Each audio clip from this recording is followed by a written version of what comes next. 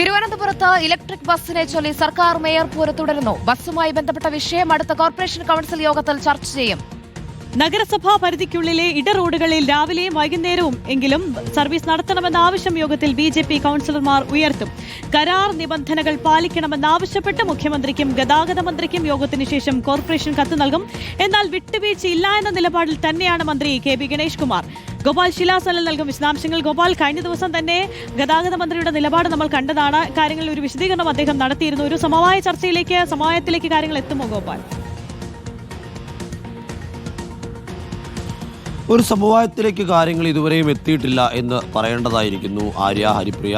കാരണം ഈ വിഷയത്തിൽ മേയറായി വി രാജേഷ് അധികാരമേറ്റതിന് പിന്നാലെ ആദ്യമുണ്ടായ വിവാദമാണ് തലസ്ഥാന നഗരിയിലെ ഇലക്ട്രിക് ബസ്സുകളുമായി ബന്ധപ്പെട്ട്. ഇലക്ട്രിക് ബസ്സുകൾ കരാർ വ്യവസ്ഥകൾ ലംഘിച്ചാണ് ഓടുന്നതെന്നും നഗരപരിധിക്ക് പുറത്തേക്ക് പോകുന്നു എന്നതും അടക്കമുള്ള ആരോപണങ്ങളായിരുന്നു വി രാജേഷ് ഉന്നയിച്ചത്. അതിന് മറുപടിയുമായി മന്ത്രി കെ.ബി. ഗണേഷ് കുമാർ രംഗത്ത് വരികയും ചെയ്തു. ഇപ്പോൾ ഇതിൽ ഏറ്റവും പുതിയതായി സൂചിപ്പിക്കാനുള്ള വിവരം, അടുത്ത കോർപ്പറേഷൻ കൗൺസിൽ യോഗത്തിൽ ഈ വിഷയം പ്രധാന അജണ്ടയായി ചർച്ച ചെയ്യാനാണ് മേയർ അടക്കമുള്ള ബിജെപി കൗൺസിലർമാർ തീരുമാനിച്ചിരിക്കുന്നത്. അതായത് ഇടറോഡുകളിൽ, നഗരത്തിനുള്ളിലെ ഇടറോഡുകളിൽ ദിവസം 2 നേരം രാവിലെയും വൈകിട്ടുമെങ്കിലും ഈ ബസ്സുകൾ ഓടുന്ന തരത്തിലേക്ക് ക്രമീകരിക്കണം. കൂടാതെ തന്നെ കരാർ വ്യവസ്ഥയിൽ പറയുന്നത് പോലെയുള്ള എല്ലാ നിബന്ധനകളും കൃത്യമായി പാലിക്കേണ്ടതായിട്ടുണ്ട്. അത് ലംഘിച്ചുകൊണ്ടാണ് ഇപ്പോൾ മുന്നോട്ട് പോകുന്നത്. അത് വരുമാനം ഷെയർ ചെയ്യുന്ന കാര്യത്തിലാണെങ്കിലും ഈ ബസ്സുകൾ ഉടമസ്ഥാവകാശം സംബന്ധിച്ച കാര്യത്തിലാണെങ്കിലും ഏത് വിഷയത്തിലാണെങ്കിലും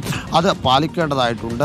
ഈ കാര്യങ്ങളെല്ലാം സൂചിപ്പിച്ചുകൊണ്ട് കൗൺസിൽ യോഗം ചർച്ച ചെയ്ത തീരുമാനം മുഖ്യമന്ത്രി പിണറായി വിജയനും ഗതാഗത മന്ത്രി കെ.ബി. ഗണേഷ് കുമാറിനും രേഖാമൂലം കത്തായി നൽകാനാണ് ഇപ്പോൾ കോർപ്പറേഷൻ അധികൃതർ തീരുമാനിച്ചിരിക്കുന്നത്. ഈ കത്തിൻ്റെ അടിസ്ഥാനത്തിലാകും മറ്റ് തുടർ നടപടികളിലേക്ക് കടക്കുക. കാരണം കഴിഞ്ഞ ദിവസം മന്ത്രി കെ.ബി. ഗണേഷ് കുമാർ സൂചിപ്പിച്ച തനിക്ക് എന്തെങ്കിലും തരത്തിലേക്കുള്ള കത്തോ അറിയിപ്പോ ഒന്നും തന്നെ കോർപ്പറേഷന്റെ ഭാഗത്ത് നിന്ന് ഉണ്ടായിട്ടില്ല എന്നതാണ്. അതേസമയം തന്നെ അദ്ദേഹം നേരത്തെ പറഞ്ഞ അതേ നിലപാടിൽ തന്നെ ഇപ്പോഴും ഉറച്ചു നിൽക്കുന്നു. ഈ ബസ്സുകൾ കോർപ്പറേഷൻ്റേതാണ് എന്ന് പറയാൻ സാധിക്കുകയില്ല എന്നും 20% കോർപ്പറേഷൻ ഫണ്ടും 40% സർക്കാർ ഫണ്ടും രണ്ടും സംസ്ഥാന സർക്കാരിന്റെ ഖജനാവിൽ നിന്ന് വരുന്നതാണ്. അതുകൊണ്ട് തന്നെ 60% ഫണ്ടും സംസ്ഥാന സർക്കാരിൻ്റെതാണ് എന്നും അദ്ദേഹം വാദിക്കുന്നു.